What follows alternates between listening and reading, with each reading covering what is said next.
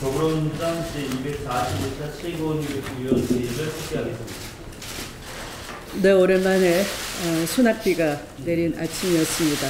폭염을 식혀주는 소낙비인데요.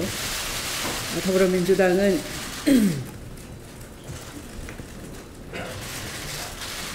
소개 선언을 안 하고 저 혼자 말씀을 드리고 있는데 소개 선언을 하도록 하겠습니다. 네, 추위에 잠겼던 발언이 있겠습니다. 네, 폭염이 소낙비가 폭염을 식혀준 시원한 아침입니다. 월요일 아침 건강한 주말 되시기 바랍니다. 제25차 아세안 지역 안보 포럼이 개막되었습니다. 이번 안보 포럼은 단연코 한반도가 주요한 관심 의제였습니다. 마이크 폼페이오 미국 국무장관, 왕이 중국 외교부장, 고노다로 일본 외무대신 등 27개국의 외무장관들이 참석한 이번 회담에서 대다수 참석자들은 최근 한반도의 항구적인 평화 정착을 향한 여정이 진전된 점을 높이 평가했습니다. 우리 정부의 완전한 비핵화와 한반도 평화 추구라는 공동 목표 달성에 지지를 보내주셨습니다. 특히 근본 ARF에서는 우리 외교의 위상을 높이고 성과를 거둔 강경화 외무장관의 수고와 노력이 돋보였습니다. 큰 박수를 보냅니다. 연내 종전선언을 목표로 치열한 외교전을 벌여 미국, 중국, 일본, 러시아 등 12개국 국가와 양자회담도 가졌습니다. 종전선언은 지난 수십 년 한반도에 드리워졌던 전쟁과 갈등의 먹구름을 거두어내고 평화체제의 첫걸음이 될 것입니다. 남북 북미 정상회담에서 심은 한반도 평화의 씨앗이 오늘 한중 육자 수석 대표 협의회에서는 평화의 뒤로 이어지고 오는 9월 유엔 총회에서도 평화의 꽃을 피울 수 있기를 기원합니다. 더불어민주당은 한반도 비핵화와 평화 정착이 실현되는 그날까지 정치적 지원과 노력을 아끼지 않을 것을 약속드립니다. 오늘 김경수 경남도지사가 특검에 소환될 예정입니다. 애당초 드루킹 사건은 사익을 위해 권력의 주변을 기웃거린 신종 정치 브로커들의 일탈 행위에 불과했습니다. 결단코 특검 사안이 아니었던 것입니다. 그럼에도 여야가 특검으로 사실관계를 밝혀내기로 한 이상 공정한 수사로 진실을 규명해 줄 것을 기대해 왔었습니다. 김경수 지사 역시 정쟁과 추측 보도가 난무하는 상황에서도 당당하게 진실을 밝히겠다며 특검 수사에 적극적으로 응하겠다는 입장을 여러 차례 밝힌 바 있습니다. 그럼에도 특검의 형태는 교모한 언론 플레이와 망신주기, 확인되지 않은 피의사실 공개를 함으로써 우려를 표명하지 않을 수가 없습니다. 특검의 부적절한 행태는 고 노회찬 의원을 추금으로 내몰았고 드루킹은 사후에서야 진술을 번복하면서 국민은 물론 특검과 정치권을 우롱하게 이르렀습니다. 야당은 자신들이 주장했던 특검의 문제점은 직시하지 못하고 수사기간 연장용으로 정치 공세를 할 궁리만 하고 있는 것입니다. 드루킹 사건에 대해서 특검은 특검법에 따라 수사를 제대로 하면 될 것이고 정치권은 인터넷 민주주의를 바로잡는 제도 개선에 매진해야 할 것입니다. 또 사법당국은 민간인 선거 브로커에 불과한 드루킹만 쟁점화하지 말고 자유한국당의 전신인 새누리당과 한나라당이 당 차원에서 저질른 인터넷 여론 조작에는 손도 못 대는 이유가 무엇인지 답해야 할 것입니다. 사법당국은 위 사안에 대해 조속히 수사 결과를 내놓아야 할 것입니다.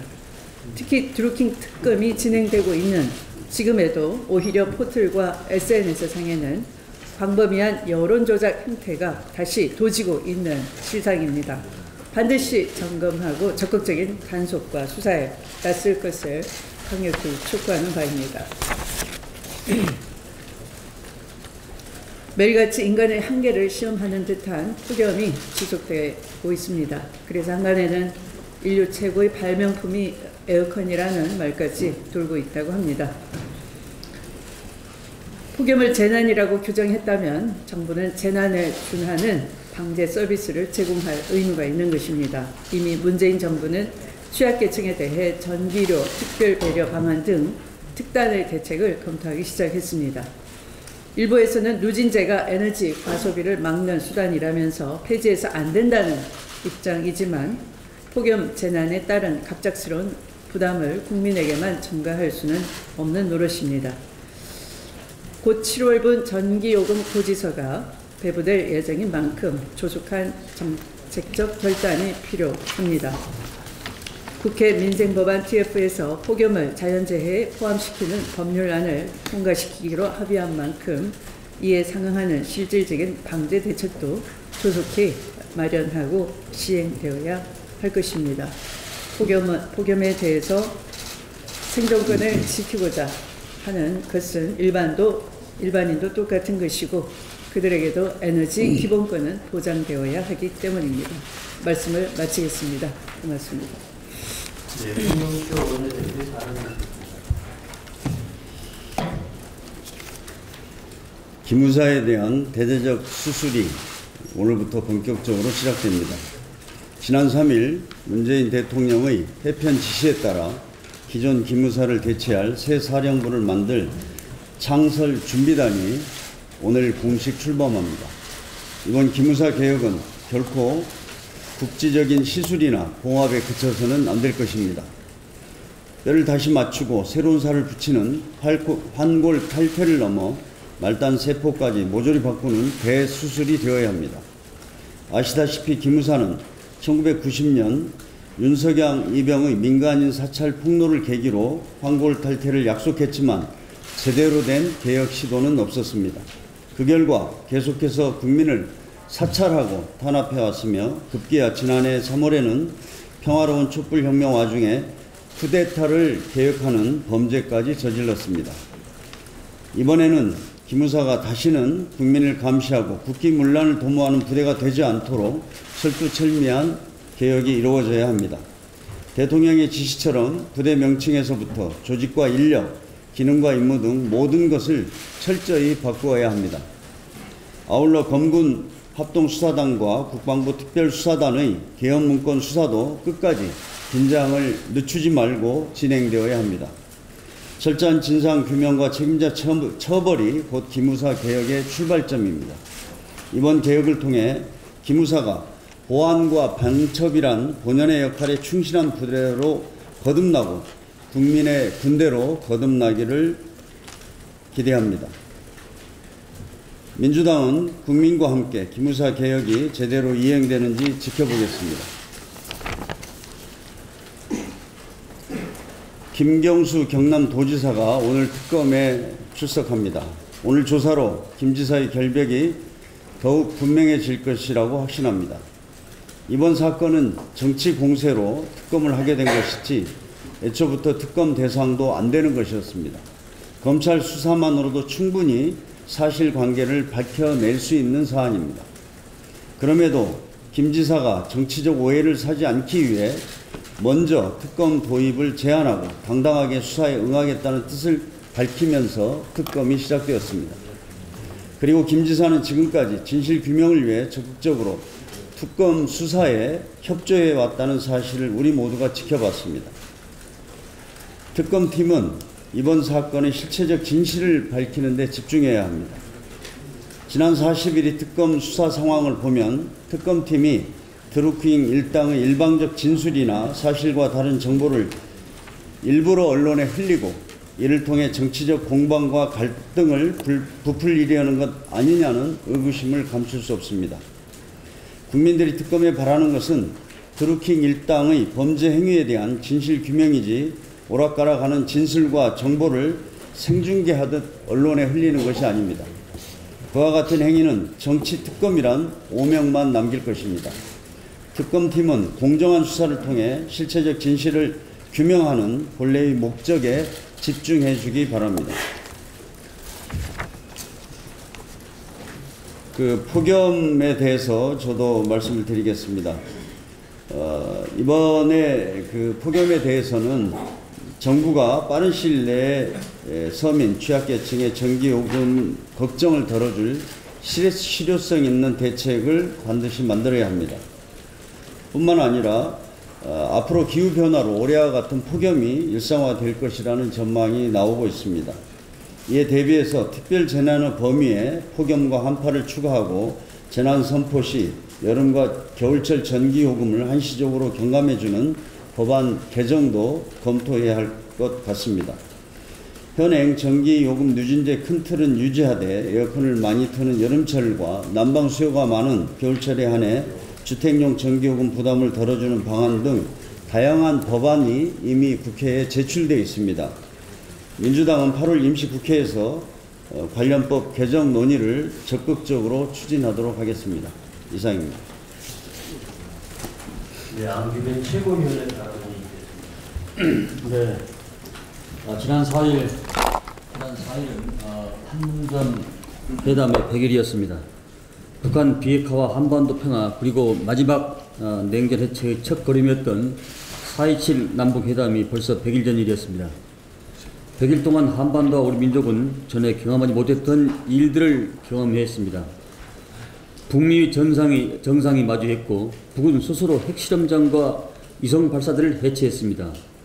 한미 연합훈련이 유예되었고 남북미는 직접 마주하거나 서로 친서를 주고받은 형식으로 서로 간의 소통을 계속했습니다. 이달 열린 이산가족 상봉 행사에는 남북 200여 명이 금강산에서 서로의 가족을 만날 것입니다. 한 차례 만남이 온전히 치유될 수는 없겠지만 70년 만에 상봉으로도 문재인 정부와 더불어민주당 그리고 위대한 국민이 만들어낸 한반도 평화의 가치는 충분하다고 할 것입니다. 더불어민주당은 어렵사리 이뤄낸 한반도 평화가 이산가족의 눈물을 넘어 한민족의 한을 달래고 한반도의 신성장 동력을 발견할 수 있도록 최선을 다할 것입니다. 냉전의 극복은 남북 사이에만 요구되는 것이 아닙니다. 계엄문법과 관련해 문제가 된 기무사령부 사태 역시 그 연장선상에 있다 할 것입니다. 진보를 종복으로 매도하고 국회를 계엄의 장애물로 대상화할 수 있었던 것은 한반도 분단의 논리를 대한민국 국민에게 들이댄 자들이 있었기 때문이고 철진한 냉전의 사고방식을 무비판적으로 수용한 무리가 존재했기 때문입니다.